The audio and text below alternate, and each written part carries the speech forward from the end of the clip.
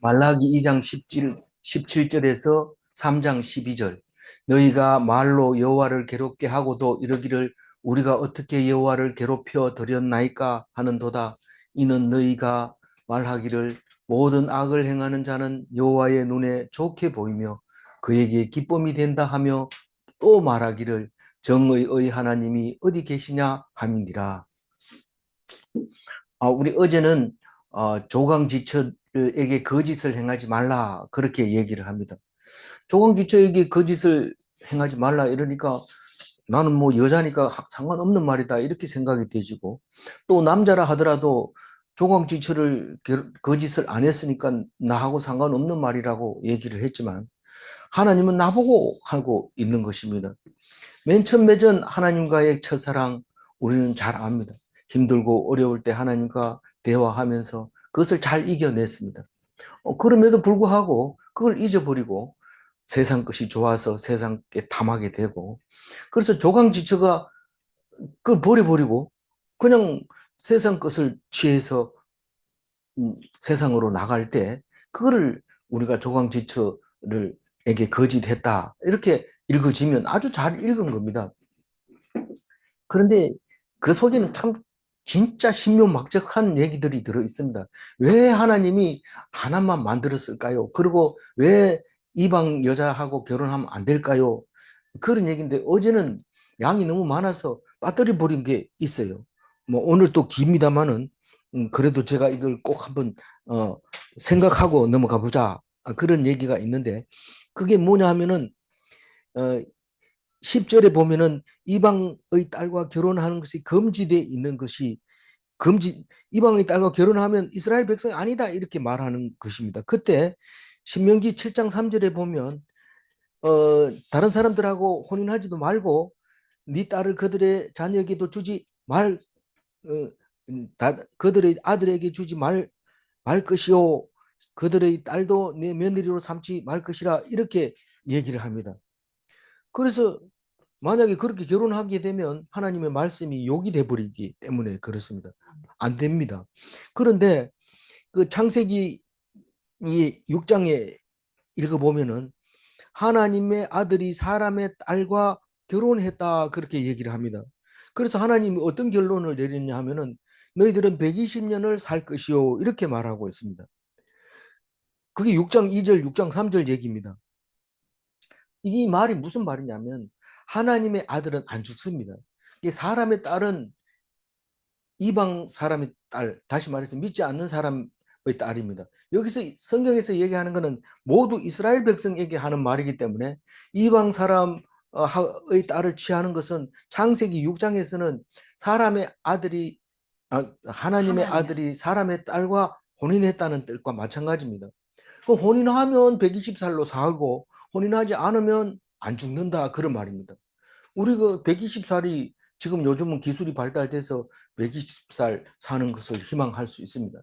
어쨌거나 그 120은 그냥 우리의 세상 사람의 육신의 장막의 수명을 120살로 정해놓았다. 그 이상은 안 된다. 이제 그런 말로 들려집니다. 그러나 우리는 하나님을 믿는 하나님의 자녀는 하나님을 아버지라고 부르면서 우리는 하나님과 같이 영원한 삶을 살게 된다. 그 말을 하는 것을 볼 수 있습니다. 어쨌거나 조강지처를 에게 거짓하지 마라 이러니까 그게 결국은 우리는 믿지 않는 사람하고 결혼해가지고 어, 믿는 사람이라고 말하는 그런 짓은 하지 마라 그런 얘기를 하고 있는데, 정말로 우리는 믿지 않는 사람하고 결혼 못합니까? 그렇게 말할 때 우리는 여러 가지 쟁론을 해야 됩니다.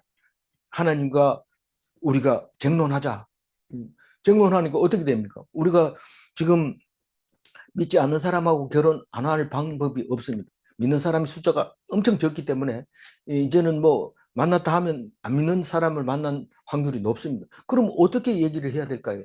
우리는 거기서 선교사로서의 사명을 다하면 우리는 이스라엘 백성으로서의 삶을 더 잘 산다고 칭찬받을 수 있습니다. 그래서 다시 말해서 우리의 노력으로 되는 것이 아니라 하나님께서 그렇게 해주는데 왜 나는 다른 사람은 해주고 나는 안 해줍니까? 그것은 하나님의 마음대로입니다. 하나님 마음대로. 그러나 우리가 하나님 편에 서서 하나님만 따르다 보면 혹시 우리에게 그보다 더 좋은 것을 줄 수 있을지 모르기 때문에 하나님 편에 붙어 있습니다. 꼭 하나님 편에 붙어 있으면 무조건 좋은 거 준다면서 이러고 안 준다고 떼를 쓰고 있는데 사실은 우리가 하나님 편에 붙어 있는지 잘 모릅니다. 하나님이 복을 안 주는 거 보니까 안 붙어 있다고 그걸 증명하고 있는 거다. 하나님이 지금 증명하고 있는 겁니다. 꼭 붙어 있으면 결혼하냐? 그렇다 이런데 내가 꼭 붙어 있어야지 이런다고 해서 붙어 있는 게 아닙니다. 하나님이 해주는 겁니다. 그러면 뭐 자꾸 이게 토론해야 되는 겁니다. 하나님하고 쟁론해야 됩니다. 그럼 우리는 권한이 없고 하나님 100% 합니까? 그래 100% 한다. 그럼 뭐 나는 그냥 아무것도 안 하고 있을래. 알아서 해주세요. 그런데 우리는 하는 게 뭘 해야 돼요? 딴 건 하나도 안 해도 돼요. 하나도 안 해도 되지만 말씀을 듣고 있어야 돼요. 말씀을 듣고 있으면 뭐가 다른데요? 복을 줄 때 복을 받을 수 있으면 말씀을 받은 거고 복을 줬는데 그걸 저주라고 생각하면서 내 던져버리면 말씀을 안 읽었기 때문에 그렇게 복을 줬는데도 저주로 하나님이 바꿔버리는 겁니다. 네가 말씀을 안 들었기 때문에 내가 저주로 바꿔버린다. 절대로 하나님 백성은 못 먹을 거 뱀을 고기라고 주면서 돌을 떡이라고 주는 그런 아버지는 없습니다. 이유를 모르죠. 하나님 왜 나를 택했습니까? 모르죠. 그러니까 그 모르는 걸 뭐라고 한다고요? 미시파트라고 한다. 하나님이 정한 겁니다. 우리는 권한이 없습니다. 그런데 알았을 때 축복이 되는 것이고 축복 준 거를 아버지가 줬다는 것을 알게 될 때 그게 은혜가 되는 거죠. 오늘 말씀으로 돌아오면은 어제 1장을 마지막까지 해야 되는데 안 하고 17절을 이쪽 끝에 제일 끝에 절을 오늘 이 3장하고 같이 연결해 줬습니다. 왜 그랬을까요? 앞에 말이 흐트러지지 않게 하려고 조강지처에게 거짓을 행하지 말라 이 말이 헷갈리지 않게 하려고 17절을 주면서 요것은 이제 따로 얘기를 하는데 그게 그 말인데도 우리는 우리 생각대로 이걸 17절을 떼가지고 따로 놔둔 겁니다. 우리는 지금 조강지처하고 절대로 거짓을 안 했습니다. 입만 띄면 거짓말 하는 겁니다. 우리는 뭐 조강지처 버렸다 이러니까 자꾸 삼촌 얘기하고 사촌 얘기하고 마누라를 몇 명씩 데리고 산다 이러고 그 얘기만 자꾸 생각이 떠오르는데 그게 나보고 하는 소리인데 자꾸 그 남에게 손가락질하게 되고 우리가 성경을 읽으면서 열심히 읽는데 남을 정죄하는 데 사용합니다. 그리고 또 열심히 읽는 것을 남들이 보고는 와가지고 그럽니다. 예수 믿는다는 게 그렇게 열심히 믿는다는 게 그따로 해서 되냐 이렇게 얘기를 할때 우리는 그 사람들이 그런 말을 들으면서 묵상을 해야 되고 들어야 당연한 거죠. 진짜 맞는가 생각을 해봐야 되고 그리고 우리는 안다고 해가지고 남을 정죄하는 것이 아닙니다. 우리가 아는 것은 나를 깨닫게 하는 거지 결코 그게 무슨 남을 정죄하라고 말씀 주는 건 절대로 아닙니다. 근데 성경을 읽을 때마다 남을 손가락질하고 또 내가 열심히 할 때마다 남들은 안 하는데 난 열심히 한다 이런 생각이 자꾸 드는데 말씀이 명령으로 말씀을 묵상해야 되지만 그 무엇보다도 그 명령이 우리에게 즐거워야 돼. 기쁨으로 감사함으로 날마다 주야로 쉬지 않고 안전하으나 그렇게 해야 되는 그걸 하나님이 말씀하고 있는 겁니다. 그러니까 오늘 17절은 적반하장 유분수 이겁니다. 적반하장 유분수가 뭐냐면 너희들이 나를 괴롭혀 놓고 내가 언제 하나님을 괴롭혔습니까? 그렇게 얘기합니다. 우리가 어떤 사람에게 잘 해줍니다. 잘 해주고 그래서 사이가 좋아졌습니다. 그러다가 삐져가지고 이제 말을 안 합니다. 그러면 왜 그럴까? 내가 뭘 잘못했을까? 이래 괴롭히는데 그러놓고 와가지고 내가 너를 언제 괴롭혔는데 막 이러면서 그렇게 얘기를 하게 되죠. 그러면 상대방은 왜 그래요?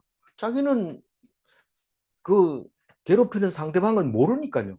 그러니까 백성이 하나님을 모르니까 하나님을 괴롭혀 놓고도 괴롭힌 줄도 모르고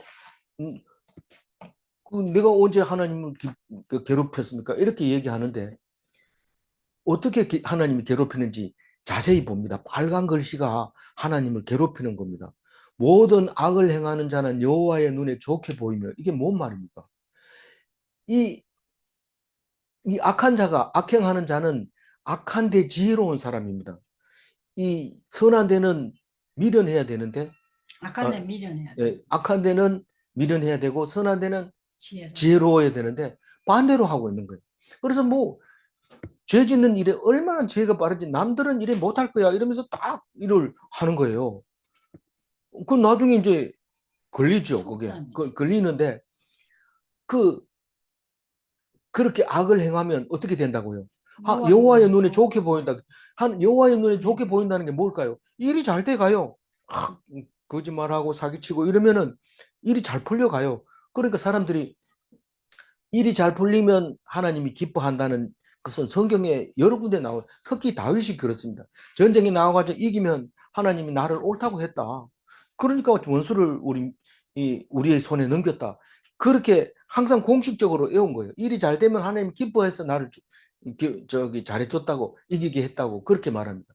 그러니까 여호와의 눈에 좋게 보이며, 이 말은 왜 나오냐면 이 악한 일을 했는데도 일이 잘 되는 거 보니까 하나님이 좋아한다. 그래가지고 11조 내니까 하나님이 좋아한다. 이렇게 생각을 하는 거죠. 근데 그에게 기쁨이 된다. 이 말은 그가 누굴까요? 하나님일까요? 악을 행하는 자일까요? 이게 두 개 다입니다. 사실은 아무리 생각해도 두 개 다인데, 하나님이 기뻐한다는 것은 하나님이 일이 잘 풀리게 했기 때문에 하나님의 기쁨이 된다고 말할 수 있지만, 사실 잘 풀린다는 것은 결국은 하나님은 모르니까 그 행한 악한 사람이 기쁘게 그 일을 행하는 걸 보고 하나님이 기뻐한다고 보는 거죠. 그러니까 우리는 이 성경을 읽을 때 막 이 특히 대명사가 누군지 몰라가지고 쩔쩔매고 이럴 때 이 대명사를 이 사람 넣어보고 저 사람 넣어보고 그리고 은혜 되는 대로 읽어야 됩니다. 만약에 잘못했으면 잘못해도 상관없다. 왜냐하면 하나님이 우리에게 주는 생각은 똑같지 않습니다. 창세기에서 읽을 때 하고 신약에서 창세기를 읽는 거하고 완전히 딴판이거든요. 그런 걸 보면 우리는 그 말씀에 대해서 하나님께서 지혜를 주시는 것은 말씀은 건드리면 안 됩니다. 이 그에게를 바꿔가지고 하나님에게 기쁨이 된다 이렇게 쓴다든가, 혹은 악행하는 자에게 기쁨이 된다 이렇게 써놓으면 이게 훨씬 은혜가 떨어지고 깊이 생각을 안 하게 되고 무슨 말이냐 알지 못하겠다, 못 알아듣겠다 이렇게 돼버립니다. 그래서 성경 말씀은 선지자가 하는 말이기 때문에 무슨 말인지 정확하게 모릅니다. 또 미래를 말하는 거기 때문에 더더구나 잘 모릅니다. 그러나 깊이 읽으면서 우리에게 무슨 말씀을 하는지를 읽어보면 하나님이 가르쳐 줍니다. 그걸 몸소 깨달아야 돼요. 그리고 그렇게 하려면 시간을 많이 투자해서 읽어야 돼요. 나는 그래 못합니다. 못하면 할 수 없는 거고, 우리는 성경 있는 대로 얘기를 하라는 거죠. 그러면서 뭐라고 하냐면, 정의의 하나님이 어디 계시냐? 무슨 말입니까? 나쁜 짓을 했으면 막대기로 때려야 되고, 잘못했으면 혼내줘야 되는데, 지금 그렇게 하고 있느냐? 하나님 어디 있대 말이야. 지금 기도한다고 되나? 나와라. 데모하자. 이렇게 하는 거죠. 그게 지금 이 17절 이야기를 하고 있는 겁니다. 그러니까 하나님이 얼마나 속상하겠어요. 너희들이 내 뜻도 모르고 내가 하라는 것도 안 하고 자기 고집대로 해놓고 자기 멋대로 해놓고 내가 언제 하나님을 괴롭혔냐고 대답하는데, 네가 하나님이 돼가지고 우리를 본다 생각해봐라. 악을 행하는 자가 여호와의 눈에 좋게 보인다든가 그에게 기쁨이 된다 이렇게 말하면 말이 되냐? 그리고 정의의 하나님인데 정의가 없는 하나님이라고 말하면 그건 하나님이 아니지. 딴 사람 보고 네가 하나님이라고 생각하고 있는데, 하나님은 정의의 하나님이다. 째다카의 하나님이다. 그 말을 말하고 있는 겁니다. 3장 1절 읽어봅니다. 만군의 여호와가 이르노라, 보라, 내 사자를 보내리니 그가 내 앞에서 길을 준비할 것이요 또 너희가 구하는 바 주가 갑자기 그의 성전에 임하리니 곧 너희가 사모하는 바 언약의 사자가 임하실 것이라. 이 3장부터는 이제 예수님에 대해서 얘기합니다. 말라기가 뭡니까? 말라기가 지금 선지자로 쭉 시대별로 얘기하면 말라기 다음에 맞아. 그 말라기 다음에 세례 요한 다음에 예수님 이렇게 선지자의 이름을 적으라 하면 그렇게 순서를 적어야 될 겁니다. 그럼 말라기는 그 진짜로 보내려고 하는 그 사람 나타날 그 사람 앞에 엘리야를 보낼 거다. 어, 그렇게 말라기에서 얘기합니다. 내일이 마지막이잖아요. 내일 마지막에 그 얘기합니다. 반드시 엘리야를 보낼 거다라고 얘기함으로써 유대인들은 400년 동안 엘리야 올 때만 그렇게 기다렸어요.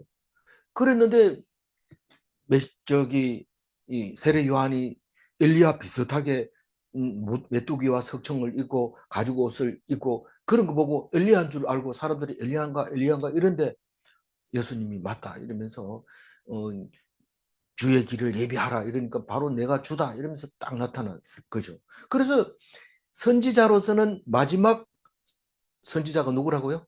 세례 요한입니다.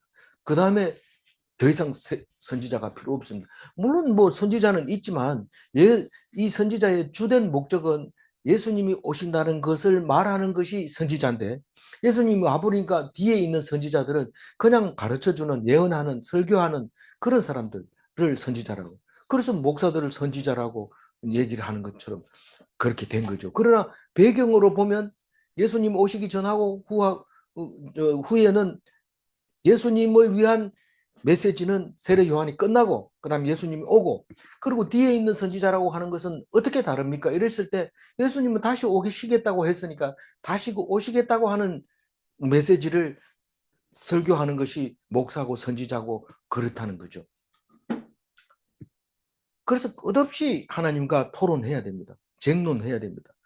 그냥 그렇겠지 이러고 나름대로 생각하고 넘어가면 안 되고 그래서 우리가 나눔할 때 자기가 생각나는 대로 막 얘기를 하면 그걸 또 상대방이 다른 얘기로 고쳐서 얘기하기도 하고 뭐 고치지도 안 하고 딴 얘기할 수도 있는 거고요. 그렇게 해서 쟁론하는 거죠. 그래서 3장부터는 무슨 얘기를 하냐면 예수님이 뭐냐면 내 사자입니다. 내 사자. 하나님의 사자. 하나님이기도 하면서 하나님의 사자이기도 하고 책 뭐라고요? 특별히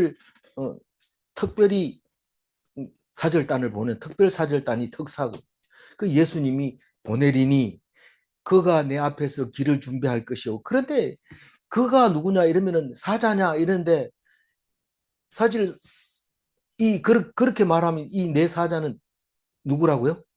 엘리야를 보낼 거다 할 때 그 사자 세례 요한을 말하고 있는 겁니다.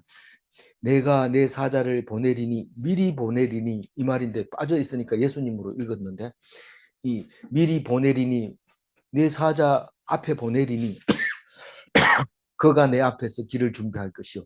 세례 요한이 예수님 앞에서 내 앞이 하나님 앞이잖아요. 그게 예수님 앞입니다. 그래서 이 성경을 읽을 때 신학적으로 매우 어려운 것들이 나옵니다. 그래서 이 그가 내 앞에서 내가 내 사자를 이런 것을 해석을 잘못 해놓으면 엉뚱한 방향으로 가게 되고 나중에 그것을 고치려고 하면 상당히 어려워지는 그 가톨릭들은 이런 부분들이 굉장히 많이 나오죠.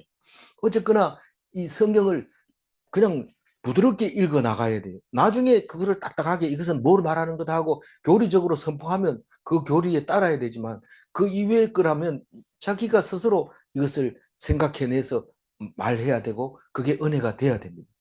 그래서 또 너희가 구하는 바 주가 갑자기 그의 성전에 임하리니 요 세 번째 마디에 얘기하는 또라고 하는 것은 예수님을 분명히 얘기합니다. 너희가 구하는 주가 예수님을 말하는 겁니다. 갑자기 그의 성전에 임한다. 성전 예수님이 태어나가지고 30년 동안 조용하게 있었어요. 조용하게 있다가 갑자기 세례를 받고 또 교회에 나타나니까 호산나 찬송 부르고 난리가 났었죠. 그게 예루살렘 입성이라고 말하는 거죠. 그게 무슨 주일? 호산나. 어, 종려주일.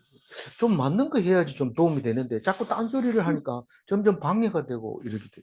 그래도 대답 안 하는 것보다 100% 낫습니다. 왜냐하면 잘못 얘기한 걸로 가지고 더 은혜를 받을 때가 많기 때문에 그렇죠. 근데 목사보다 더 잘하면 내려와야 되고 못해야지 막 야단치면서 목에 힘주면서 그렇게 하는 거죠. 감사합니다. 주가 갑자기 그의 성전에 임하리니 곧 너희가 사모하는 바 언약의 사자가 임하실 것이라. 예수님은 언약의 사자예요. 내가 보내주겠다 하는 그 언약의 사자가 오겠다는 겁니다. 그래서 밋밋해요. 원래 근데 나중에 예수님이 와가지고는 이 말라기의 말이 근거가 말라기는 이 말 안 해도 우리는 다 알고 있는데 이러지만 말라기가 이 말 안 했으면 예수님을 몰라요. 알 수가 없어요.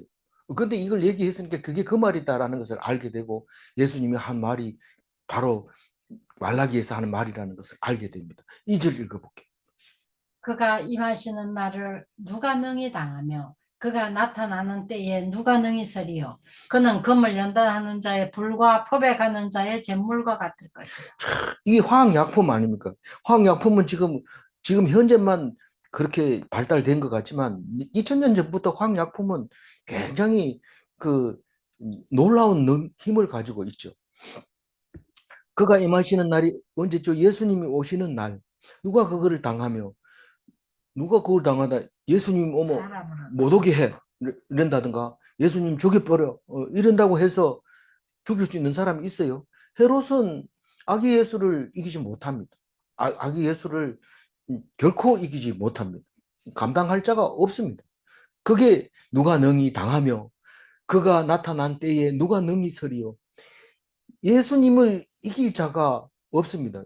예수님은 전능왕이기 때문에 유대인의 왕으로 오신 거라고 말하는 것은 헤롯이 제일 겁내는 거지만 사실 유대인의 왕으로 온 게 아니고 만왕의 왕으로 오신 분이기 때문에 그 앞에 능히 설 사람은 없어요.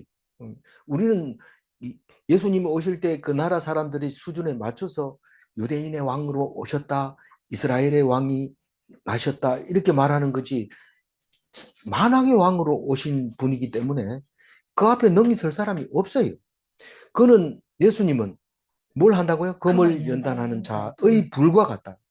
이 도가니의 불을 피울 때 풀무불이라고 하잖아요. 그 불을. 그 풀무불은 온도를 높이기 위해서는 풀무질을 해야 되는데 바람을 불어넣는 거죠. 그 바람을 불어넣으면 그 바람에 들어가는 산소를 태워서 불이 타는데 산소를 많이 불어넣으면 온도가 점점 높아집니다. 그래서 쇠도 녹이게 만드는데 그거를 그런 불과 같은 분이 예수님이다. 표백하는 자의 잿물과 같은 분이다. 표백하는데 잿물이라는 것은 우리가 말하는 재의 물이잖아요. 그 옛날에 잿물이 양잿물이 없을 때는 짚을 태워가지고 채로 밭아가지고 물이 이 누런 물이 나오는데 그 물을 가지고 빨래를 하면 깨끗하게 되는 거예요. 그렇게 그 잿물 받기가 힘들었는데 양잿물이 나오고부터는 그걸 그 힘든 걸 안 해요. 거기다 넣어가지고 해요. 양잿물이 보기에는 처음 보는 사람, 우리는 지금 보면 벌써 겁에 질려서 도망가지만 처음에 보면 맛있게 생겼잖아요. 양초 비슷하기도 하고 그 얼음 덩어리 같이 비슷하기도 하고 그 양잿물을 사다가 놔뒀는데 우리 조카가 어릴 때 그거 덥석 집어서 입에다 넣고는 소리를 지르는데 막 입이 막 불어 트고 막 그러니까 할머니가 들어가서 막 알아내고 뭐 그래가지고 겨우 괜찮았는데 무서운 겁니다. 예수님은 그러기 양잿물 같은 분이에요. 어, 그 무서운 분이라는 뜻인가? 그게 아니라 우리의 죄가 주홍같이 붉을지라도 양잿물만 들어가면 흰눈같이 깨끗하게 되는 그런 것을 말하고 있는데 그 불과 같고 잿물과 같다. 불에 대해서는 우리가 뭘까요? 사실은 불에 타면은 뜨겁잖아요. 굉장히 힘들지만 예수님이 우리에게 우리가 가지고 있는 건 모든 거 다 태워버립니다. 그냥 그 생각하고 있던 거 다 태워버리고 완전히 제로로 만들어가지고 완전히 뭉개가지고 다시 너희들은 피조물이야 이래가지고 내 생각을 따라와 내 생각만 해 그렇게 태워버리는 거죠. 그러니까 그게 연단이라는 거. 아내를 버리고 부모를 버리고 자식을 버리고 예수님만 따라가겠다고 하는 것은 금으로 연단하는 불이라고 생각하는 거죠. 그건 그렇게 안 하고는 어떻게 그 속에 들어있는 가득 차 있는 것이 그게 다 태워지고 없어질 수 있습니까? 안 됩니다. 그러니까 말씀이 참 은혜로운 말씀인데 3절 읽어볼까요? 그가 은을 네. 그가 은을 연단하여 깨끗하게 하는 자 같이 앉아서 레위 자손을 깨끗하게 하되 금 은과 같이 그들을 연단하리니 그들이 공의로운 제물을 나 여호와께 바칠 것이라. 어, 그 은을 연단하여 깨끗하게 하는 자, 예수님이 그렇다는 그가 깨끗하는 자 같아서 그래서 앉아가지고 레위 자손을 깨끗하게 하되 이렇게 얘기합니다. 레위 자손은 이스라엘을 말하는 걸까요? 제사장을 말하는 걸까요? 1차적으로 보면 레위 자손은 제사장을 말하는 겁니다. 근데 이게 말라기이기 때문에 말라기 다음에 누구라고요? 예수님이기 때문에 예수님이 붙는 레위 자손이 제사장이 없습니다. 왜냐하면 예수님 오고 난 뒤에는 어떻게 됐어요? 만인이 제사장이기 때문에 레위 자손 이름은 우리를 보고 얘기하는 겁니다. 다시 말해서 레위인의 자손은 이스라엘 백성을 말하는 겁니다. 예수님 오기 전에는 그렇게 말하면 안 돼요. 레위 자손은 제사장을 말하는 거지 이스라엘 자손을 말하는 게 아니에요. 그런데 예수님 와가지고 제사장, 만인 제사장이 되고 난 뒤에는 그 다음에는 어떻게 해요? 그 이스라엘이 제사장 나라이면서 제사장으로서 제사를 드려야 돼요. 그러니까 누구든지 깨끗해야 되지 제사장만 깨끗해가지고 안 된다. 원래 레위 제사장만 깨끗하면 다른 사람을 깨끗하게 해줄 수 있는 거예요. 제사장이. 그래서 예수님은 부정한 사람을 갖다 손을 만져서 깨끗하게 해줘 버립니다. 보통은 부정한 사람이 나병 환자가 오면 접촉을 하면 안 돼요. 접촉을 하면 전염되지만 예수님은 나병 환자를 건드려 보면 깨끗해져 버리는 거예요. 그래서 제사장이 원래 깨끗하기만 하면 아무리 이 흠이 있는 백성들이라도 깨끗하게 해주는 게 제사장인데 레위 제사장이 지금 더러워져 있다. 어디에? 지금 1장, 2장에 계속 얘기했잖아요. 레위 제사장을 야단치면서 너희들이 지금 부정하다고 얘기를 했잖아요. 그랬어요, 안 그랬어요? 그러니까 하나님은 앉아가지고 레위 자손을 빨래를 합니다. 깨끗하게. 표백을 합니다. 하얗게. 그래서 앉아서 금은을 연단하기 위해서 불을 피우는 거나 빨래터에 앉아서 표백을 하는 거나 같은 모습으로 예수님이 하시고 있는 그들이 공의로운 제물을 하나님께 바칠 것이라. 그 레위 제사장을 아무리 가르친다고 해서 깨끗하게 됩니까? 정결하게 안 됩니다. 그래서 예수님이 직접 마지막 제사장이 되어서 자신이 직접 제물이 되어서 하나님께 바쳐집니다. 놀라운 말씀이죠. 그러니까 말라기를 안 읽어보고 예수님에 대해서 논하지 마라. 얘기를 해야 돼요. 4절 읽어보면. 그때 유다와 예루살렘의 봉헌물이 옛날과 고대와 같이 나 여호와께 기쁨이 되려니와. 막 이 대충 묵상하고 뒤로 넘어가려니까 막 땡겨요. 왜냐하면 공의로운 재물이 도대체 뭡니까? 이런데 째닥하죠. 그러니까 째닥하고 뭐예요? 죽을 때 짹소리 안 해야 돼요. 그게 어린 양입니다. 뭐 소리는 나요. 이런 소리 나는데 그건 잘 안 들려요. 그러니까 죽을 때 소리 내지 말고 그리고 제일 중요한 건 죄가 없어야 돼요. 예수님이 이 죄가 있게 태어났다면 재물이 돼봐야 소용없어요. 근데 첫째는 죄가 없어야 되고 죽을 때 소리 지르지 말아야 되고 그리고 무슨 제사장이 깨끗해야 돼요. 근데 예수님은 제사장으로서 제물이 되셨기 때문에 우리는 거기에 대해서 이야기할 수 있는 게 없어요. 그게 공의로운 제물 째락합니다. 그게 아니고는 400년 동안 아무리 연구를 해봐도 하나님이 하라고 하는 그 율법이 해결이 안 되는 거예요. 지금도 유대인들은 해결 안 된 상태에서 그냥 은혜 받고 살아가고 있어요. 그러나 우리는 예수님이 오셔서 그 율법이 얼마나 감사하고 기쁜지 모릅니다. 근데 율법을 안 읽어요.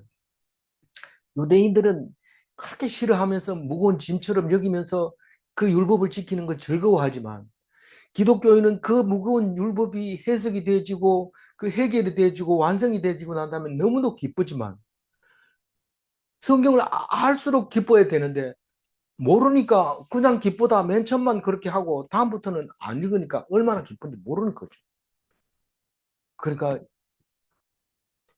예수님을 믿지도 안 하고 율법을 지키지도 안 하고 진짜 불쌍한 사람이 그리스도인입니다. 기독교인입니다. 차라리 유대인 되라. 그렇게 말하고 싶은 거죠.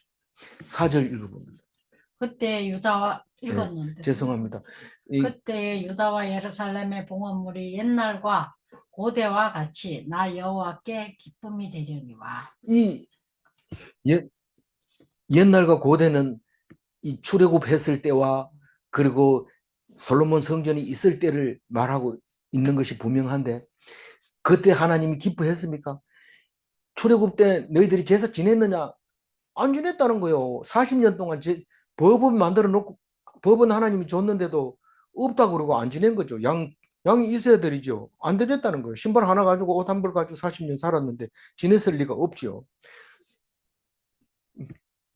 그래 놓고 슬쩍 지나가서 사사기 지나고 열왕기 시대에 들어서 솔로몬 성전에서 제사를 드려야 되는데 사실은 법궤를 그걸 가지고 전쟁할 때 나가가지고 그냥 하나님 앞에서 우리는 이긴다 이렇게 엉터리로 하다가 뺏기가지고 또 돌아와서 솔로몬 성전 만들어 놓고 이제는 솔로몬 성전 말고는 딴 데서 드리는 건 다 우상이다 이렇게 했을 때 사람들이 핑계 대면서 북이스라엘은 안 드렸고 남유다는 드리긴 해서 그래도 150년 더 견디긴 했지만 하나님은 결국 거기서도 가증한 짓을 했다고 우상을 섬겼다고 얘기를 하고 있는 겁니다. 실제로 했잖아요. 그러니까 그때 유다와 예루살렘의 봉헌물이 이 말은 북이스라엘은 지금 배제하고 남아있는 사람을 얘기하고 있는 겁니다. 사실 바벨론 포로 갔다 돌아온 사람들은 유다 사람들입니다. 어디로 돌아왔어요? 예루살렘으로 돌아왔어요. 유다와 예루살렘 사람들이 그때부터 스룹바벨 성전에서 봉헌물을 드립니다. 그것을 옛날처럼 하나님이 기뻐해야 되는데 제사장은 엉터리고 백성들은 하나님이 있기는 어디 있다면 이렇게 할 수 있느냐? 이렇게 말하고 있을 때가 지금이고 그때는 언제입니까? 예수님이 오셨을 때 하나님은 기뻐한다는 거예요. 그때. 그럼 예수님은 완벽한 제물과 완벽한 제사장 하나로 예수님 하나로 모든 문제를 해결해요. 단번에 모든 죄를 다 해결해 주시는 거죠. 4절 말씀이 중요하잖아요. 그래서 학교 다닐 때는 별 4개 이렇게 표시해 놨는데 5절 읽어봅니다. 내가 심판하러 너희에게 임할 것이라. 점치는 자에게와 간음하는 자에게와 거짓 맹세하는 자에게와 품꾼의 싹에 대하여 억울하게 하며 과부와 고아를 압제하며 나그네를 억울하게 하며 나를 경외하지 아니하는 자들에게 속히 증언하리라. 만군의 여호와의 말씀 여호와가 말하였느니라. 읽기도 힘드는데 묵상하려면 더 힘들죠. 내가 심판한다 이 말은 미시파트라는 미시파트 심판한다. 그러니까 이게 마음에 안 드는 것도 있다는 말입니다. 다시 말해서 점치는 자에게 지금 심판하면 하나님이 죄인으로 취급합니다. 요새 다 점치는데 왜 나만 야단쳐요? 니는 이스라엘 백성이니까 하고 야단치는 겁니다. 그게 미시파트입니다. 간음 다 하는데 왜 나만 그래요? 네가 이스라엘이기 때문에. 근데 예수님 얘기하는 겁니다. 예수님. 5절에 예수님이 심판을 하는데 간음한 자를 심판했어요? 안 했어요? 간음한 자 돌로 치려고 할 때 예수님이 와서 땅에다 걸시 쓰면서 죄 없는 자가 돌로 치라 이러니까 그게 재판한 거예요. 그게 미시파트예요. 사람들이 다 가버리고 없습니다. 죽여야 될 여자를 살린 거예요. 그게 미시파트입니다. 우리가 이해가 안 간다. 죄를 지었으면 죽어야지. 안식일 안 지키지만 돌로 쳐서 죽이라고 성경에 있으면 돌로 쳐 죽여야지. 그런데 안식일 안 지켰다고 돌에 맞아 죽은 사람이 있습니다. 누구가 친 돌에 맞아 죽었어요? 모세가 안식일 날 나무 하는 사람 붙들다가 가둬놨다가 하나님께 물어보니까 어떻게 할까요? 일단 죽이라 이래가 죽였습니다. 그 다음부터는 고라 자손이 일어나가지고 막대듭니다. 네가 뭔데 우리 위해서 사람을 죽이냐? 그래가지고 막 하나님이 하라고 하는 세워준 선지자한테 너희들이 대들어 이러면서 막 하나님이 심판해서 땅이 꺼지게 해버리는 거죠. 그 심판은 100% 복종해야 됩니다. 옳고 그른 게 아니라 옳고 그른 거는 째닥하고 이 심판 미시 파트는 하나님이 하시는 거예요. 그 예수님이 와서 그렇게 하죠. 이 거짓 맹세를 하는 자에게와 그럼 거짓 맹세도 있고 참 맹세도 있습니까? 없습니다. 맹세는 다 거짓입니다. 그래서 하지 마라 그래요. 옛날에는 앞으로 될 일에 대해서 이야기 이게 맹세가 뭐냐면 계약입니다. 약속입니다. 거래입니다. 내가 이거 해줄게 하고 돈 미리 받는다든가 뭐 이 값으로 이거 해준대 이래 놓고 그 값을 물건을 안 대준다든가 이게 거짓 맹세입니다. 근데 우리는 거짓 맹세한 적이 어디 있느냐 뭐 누구 이름으로 맹세했는데 그게 우리가 법이 있으니까 법을 도장 찍어가지고 이게 인감이 아니냐 인감이니까 이 인감을 가지고 찍는다. 만약에 했을 때는 재산을 다 압류하고 재산이 없으면 니는 감옥에 넣는다. 감옥에 가도 죄가 더 많을 때는 사형시킨다. 그런 게 있으니까 딱 계약을 할 수 있는 거죠. 그게 맹세입니다. 옛날에도 그렇게 했어요. 근데 맹세하지 말라고 계속 얘기합니다. 맹세 안 하면 지금 우리가 굶어 죽는데요. 굶어 죽으라. 하나님은 절대로 굶어 죽게, 하나님의 자녀는 절대로 안 굶어 죽게 하는데 굶어 죽더라도 약속은 하지 마라. 그 얘기가 맹세하지 말라는 거. 어쨌거나 여기서는 거짓 맹세라는 말을 썼습니다. 그런 사람에게 뭐 한다고요? 심판한다는 거. 네가 사실은 맹세라는 것은 앞으로 될 일은 누가 책임져요? 하나님이 다 알아서 합니다. 그런데 내가 반드시 되리라 이렇게 하고 계약을 하는 거기 때문에 그런 걸 하지 말라는 거죠. 제가 대구 보건대학교에 학교 교수로 딱 왔는데 깜짝 놀라는 일이 있었습니다. 그건 학교를 설립한 사람이 상당히 오래전에 학교를 설립해 놓고 다른 학교보다 잘 크지를 못하고 있어요. 자세히 알고 봤더니 설립자가 학교에서 교육부에서 주는 돈을 안 받아요. 그러니까 지원해주는 돈을 안 받아요. 왜 그러니까 그거 돈 줘놓고 뭐 이거 했냐 저거 했냐 자꾸 따져 묻기 때문에 결국은 뭡니까?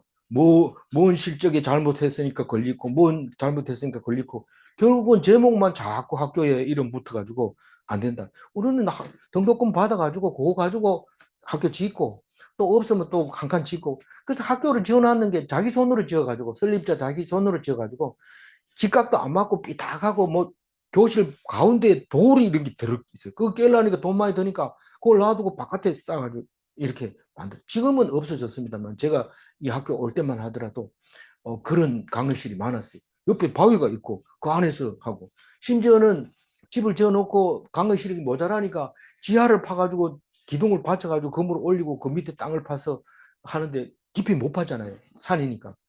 그러니까 용접 용접과의 그 실습실이 높이가 2m도 안 되는데 그 기어 들어가 가지고 용접을 하면 그 위험하잖아요. 그런데도 그걸 학생들을 배출해냈어요. 그래서 옛날 사람들은 독하다. 서로 도우면서 돈을 주고받고 이러면서 커야 되지. 이게 뭐냐 이런데 지금 생각해보면 참 잘한 거죠. 훌륭한 예, 분이죠. 진짜 훌륭한 종이 하나도 함부로 안 쓰고 그런 분이었던 거죠. 그래서 그 맹세하지 마라. 맹세하지 마라. 자꾸 얘기를 하고 있는 게 그겁니다. 이 품꾼의 삭스에 대하여 억울하게 하며 품꾼의 삭스이 뭡니까? 우리는 돈 받을 때 있으면 악착같이 받아내려고 하지만 또 누구에게 품금 주려 하면 아까워가지고 늦추고 깎았고 뭐 이 핑계 저 핑계 자꾸 이렇게 하고 하는 것을 볼 수 있는데 누구 보고 얘기하는 거예요? 나보고 얘기하는 거예요. 나보고. 내가 무슨 누구 품값을 잤다고요.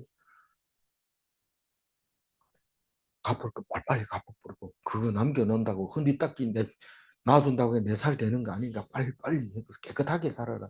그게 하나님이 앞에서 깨끗한 겁니다. 과부와 고아를 압제하며 맨날 나오는 거잖아요. 이게 째닥하잖아요. 나그네를 억울하게 하며 나그네를 억울하게 안 한다 이러면서 지나가는 사람 싫다하는데도 더러우려 해서 강제로 먹이고 이런 거 아닙니다.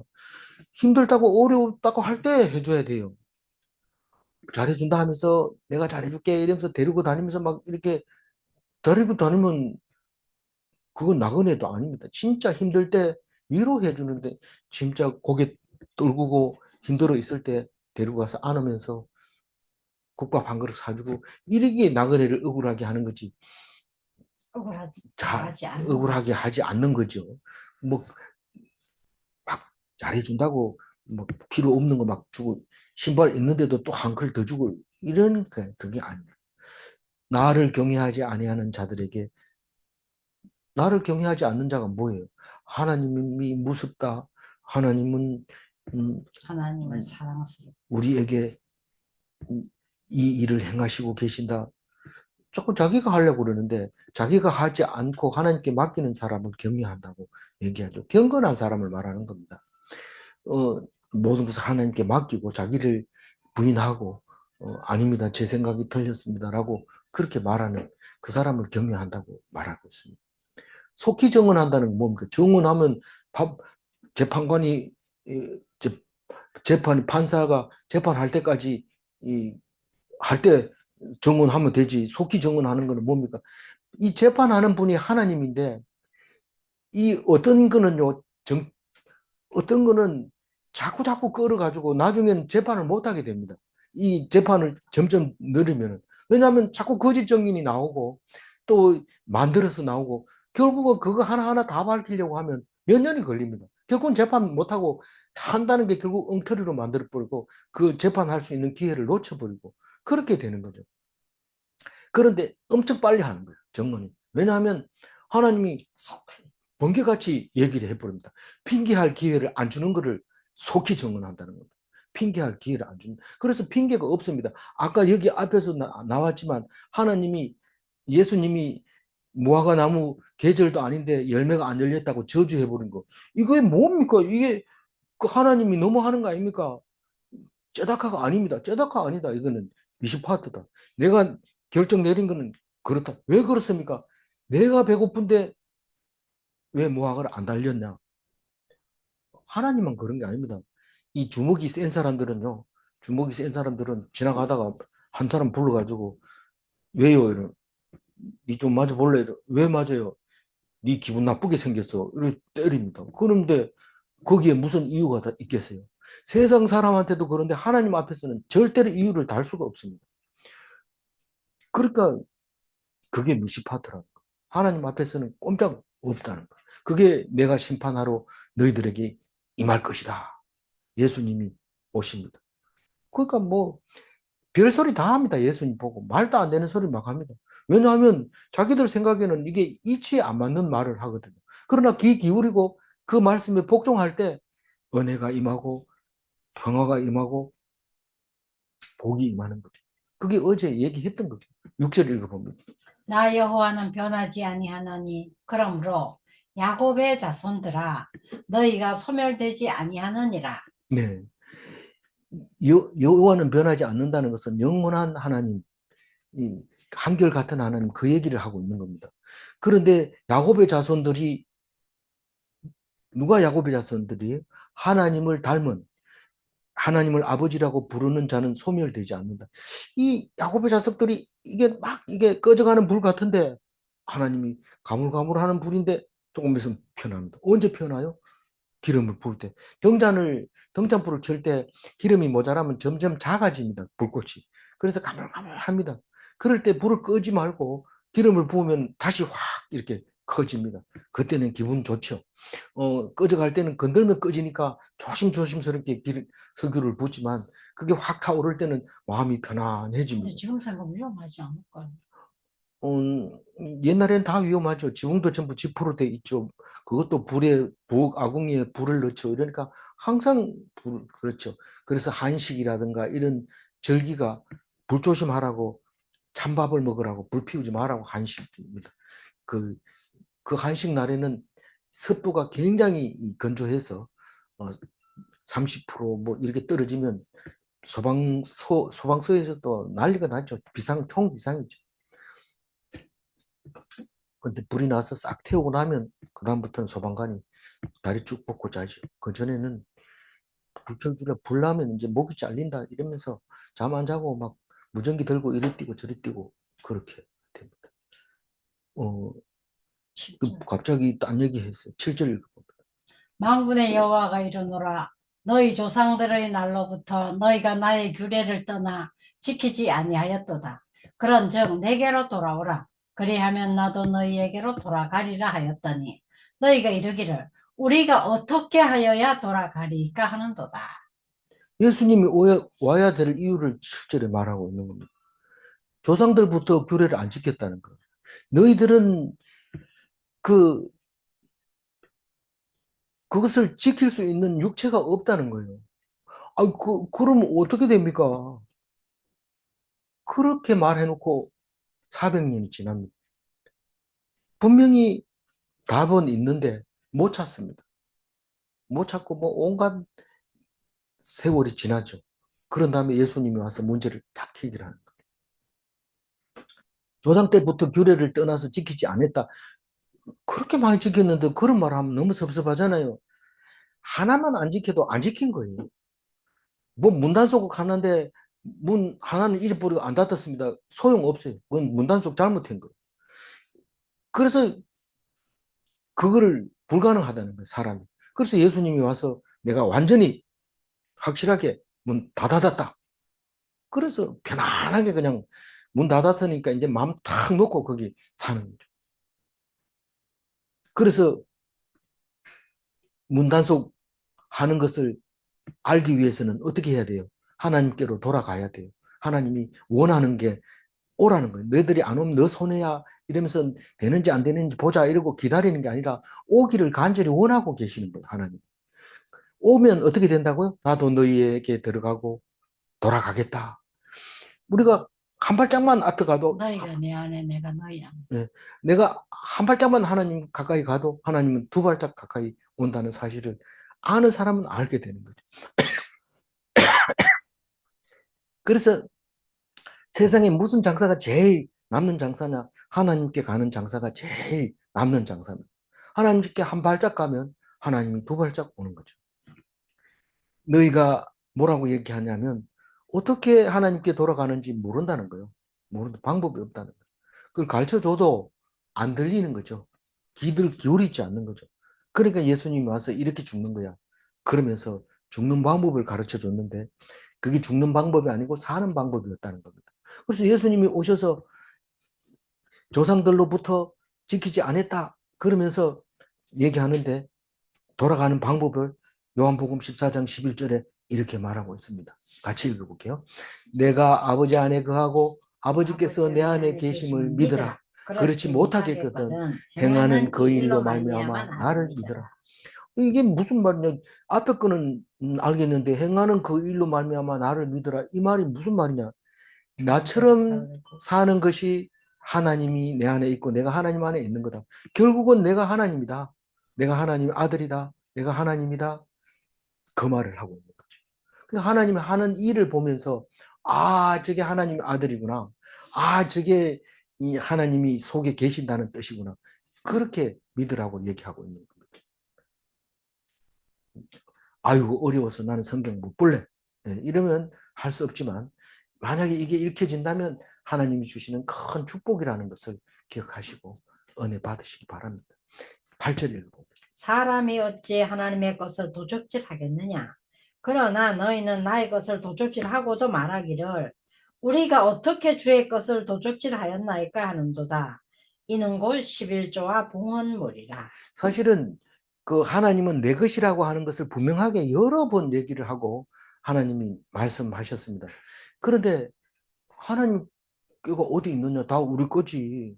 그리고 뭐 하나님 거를 뭐 가진 게 뭐가 알아야지 뭐 가져오지. 우리는 가져온 거 없다. 이렇게 얘기하는데 하나님 것은 어떤 거라고요?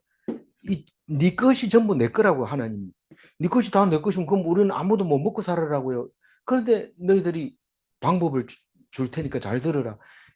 모든 게 내 건데 너희들이 먹고 살게 하기 위해서 너희들을 준다. 그러나 내 거라는 것을 알게 하려면 10분의 1을 바쳐라. 그러면 너희들이 그것이 이게 하나님이 주신 거구나. 이게 하나님 것인데 우리에게 90%나 우리를 줬구나. 그렇게 알게 될 거고 은혜를 받을 거다. 그렇게 말하고 있는 거죠. 예? 그러니까 11조를 안 내면 이것은 하나님께 도둑질한 거고 11조를 내면 그 나머지 90% 가지고는 마음대로 써도 되지만 11조를 안 내면 어떤 거 하나라도 쓰면 하나님께 도둑질이 되는 겁니다. 8절에 11조에 대한 개념을 확실하게 얘기해주고 있는 거죠.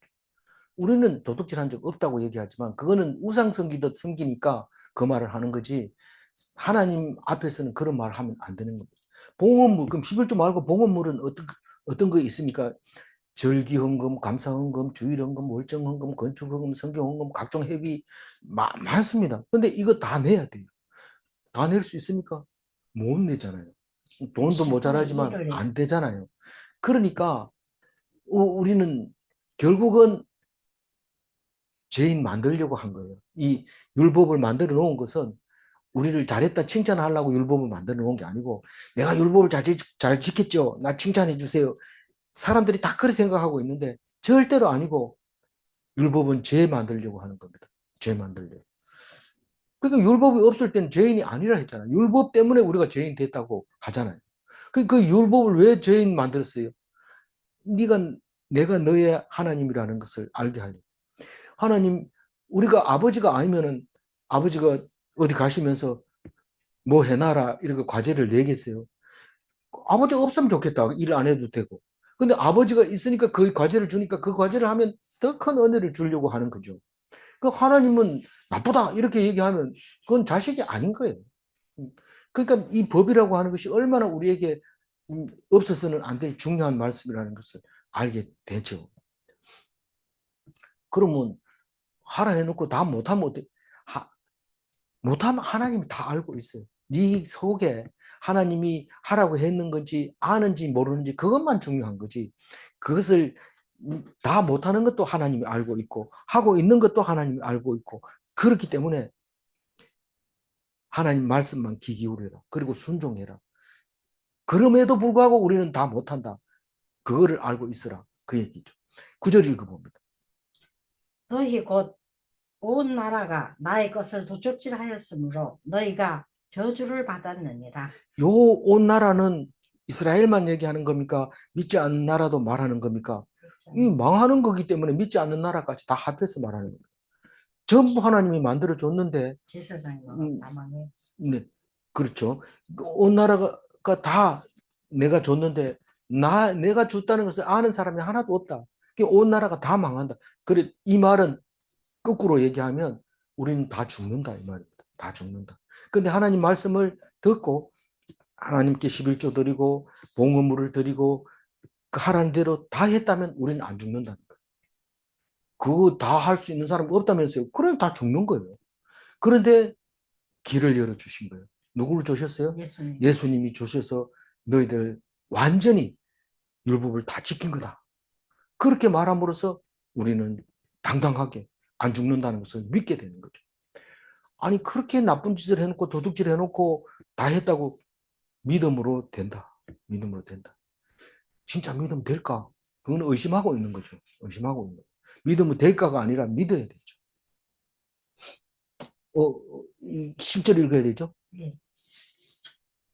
만군의 여호와가 이르노라 너희가 온전한 11조를 창고에 들여 나의 집에 양식이 있게 하고 그것으로 나를 시험하여 내가 하늘 문을 열고 너희에게 복을 쌓을 것이 없도록 붙지 아니하나 보라.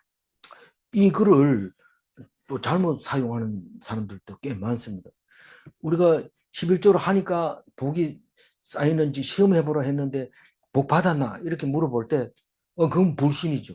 그렇게 하는 건 아니고 하라고 하는 명령을 순종하고 지키면 결국은 하나님이 주는 것은 다 복으로 주는 겁니다.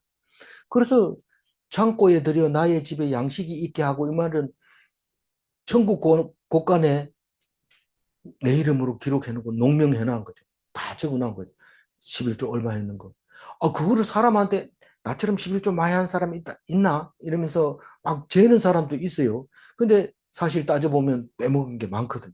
그거 걸려놓으면 죄인 될 텐데, 그거를 잘했다고 교회도 아니고, 교회 안 다니는 사람들 앞에서 그 얘기를 했다면 참 부끄러운 줄 알아야 돼요. 근데 그거를 좀 딴 사람들한테 알리고 싶은 거예요. 내가 이렇게 내 돈을 내 마음대로 안 쓰고 하나님께 헌금했다. 이렇게 좀 보대고 싶은 사람이 있는데 그래 하면 안 되는 거죠. 그래 하면 하나님이 네가 지금 네 죄를 알고도 그렇게 얘기하냐 이렇게 야단치는 건데 이 이름이 말 안 하고 그냥 11조 하면 천국 곳간에 쌓이는 거. 근데 그걸 두고 양식을 쌓아두고 봐라 이 말이지. 하나님을 시험해서 내가 11조 냈으니까 음, 그 복을 주세요. 이렇게 하면 지금 속이는 거예요. 앞으로 11조를 못 하는 거죠. 그러니까 그래서 이 하늘 문을 열고 복을 쏟아준다는 것은 땅에 없는 복을 말하는 겁니다. 땅에 없는 복을 막 쏟아 부어 주는데 이 그, 그 복이 충만해가지고 쌓을 곳이 없어요. 그래서 그걸 자꾸 나눠주는데 그게 복의 통로입니다. 그렇게 하게 해주겠다는 거죠, 하나님이. 세상 걱정 없게 해주겠다는 겁니다. 이거를 잘못 사용하면 안 되고 어쨌든 11조는 해야 된다는 그 얘기를 하고 있는 겁니다. 뭐 강제로 해서는 안 되고 그게 은혜가 되면 하는 거고 안 되면 안 되는 건데 하는 사람은 복 받는 거고 안 하는 사람은 복 못 받는 거고 그런 거죠. 11절 읽어봅니다. 만군의 여호와가 이르노라 내가 너희를 위하여 메뚜기를 금하여 너희 토지 소산을 먹어 없애지 못하게 하며 너희 밭의 포도나무 열매가 기한 전에 떨어지지 않게 하리니. 이게 메뚜기를 금한다는 것은 농수산물에 충해가 없다는 것이죠. 그래서 없다는 것은 아예 없다는 게 아니라 먹을 것을 남겨두겠다는 뜻입니다. 이건 특별 언총으로 봐야 되는 거죠. 낙과가 없다는 얘기는 병해가 없다는 거예요. 아주 병들지 않게 해주겠다. 완전히 뭐 완전히 전부 그 고사되는 병이 걸려가지고 다 죽는다 하더라도 어디에 보면 씨가 남아가지고 그 다음에는 훌륭한 과일이 열리기도 합니다. 그러니까 절대로 하나님은 그렇게 하지 않겠다. 그것은 무슨 말이에요? 특별한 은총을 지금 얘기하고 있는 겁니다. 12절 마지막 절 너희 땅이 아름다워짐으로 모든 이방인들이 너희를 복되다 하리라. 만군의 여호와의 말이니라. 진짜로 가나안 땅만 그렇게 아름다워질까요? 젖과 꿀이 흐르는 땅이 될까요?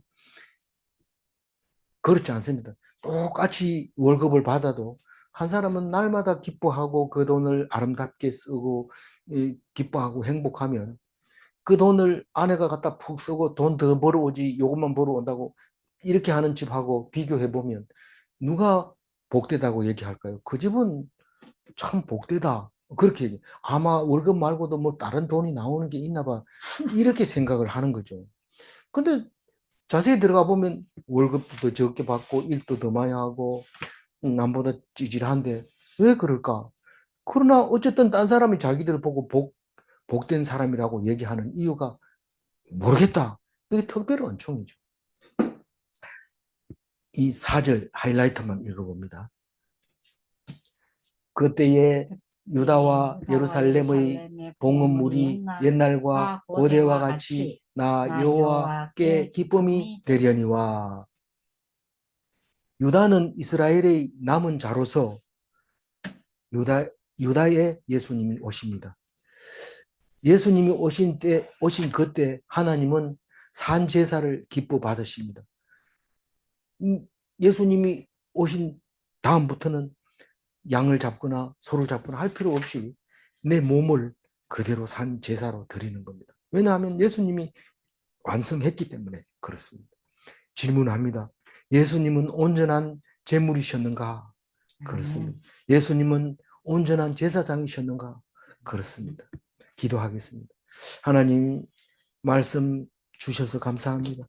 특별히 말라기가 예수님을 말할 때에 우리는 그게 무엇인지 몰라서 400년 동안 기다렸습니다. 아니 나는 이제 30년도 안 남았는데요. 이렇게 말할 때에 우리는 말씀으로 죽지 않는다는 것을 기억하게 하시고 400년 뒤에 혹은 얼마 뒤에라도 예수님께서 재림하실 때 우리는 재림한다고 하는 그 말씀이 생각나게 하여 주시고 참으로 그 날 하나님의 날 영광의 날이 되게 하여 주옵소서. 하나님께 영광 돌리는 그날이 되게 하여 주옵소서. 감사하옵고 우리 주 예수 그리스도 이름으로 기도 올리옵나이다. 아멘. 아멘.